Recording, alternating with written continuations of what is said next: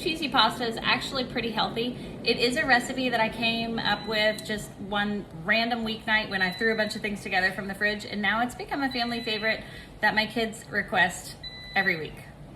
I use Barilla pasta, and I'm going to cook that, and then go, now you can't see, and then you're gonna go ahead and chop up your onion and your sausage while the pasta cooks. While the pasta is cooking, I'm going to dice up one whole yellow onion, and I'm using 2 packages of sausage because we have a large group this evening. A couple tablespoons of olive oil, and I'm going to cook these onions.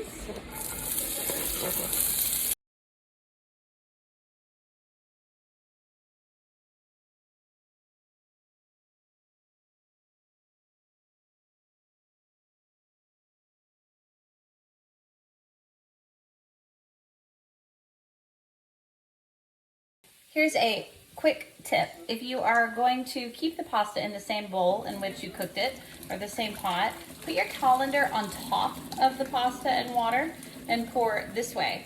That way you're not really losing so much heat. You can retain some of the pasta water, which is going to help our sauce stay creamy. Once the onions are brown, then you will add the sausage. Make sure you don't rush this step. Let the onions get really good and brown. Then you're going to add the sausage and just stir this around until the sausage also starts to brown and crisp on the edges. I don't have a set recipe for this cheese sauce, but the base is going to be a low-fat cottage cheese. And don't worry, we're going to blend it up, so you're not even going to know, nobody will know that it's cottage cheese.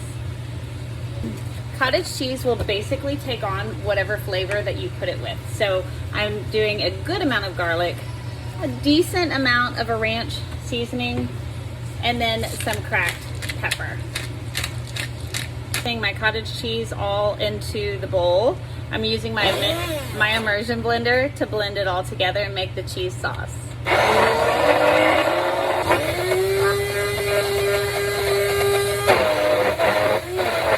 Okay, so here's the cheese sauce, and I'm pouring that over the pasta that I've moved back over onto the hot burner. So this cheese is going to warm up, coat the pasta, and we'll be ready for the sausage. I turned the burner on low, and I'm gonna watch this to make sure that it doesn't burn, because we don't really want to cook the pasta much more, but we do want the cheese to heat up. The sauce is starting to heat up, and I'm going to hurry that along by adding the hot sausage. You can drain this if you would like so that you don't get the extra grease, but I'm pouring it all in. When it's about ready, I'm adding about a handful of some green onion, a little more flavor, and a little bit of color.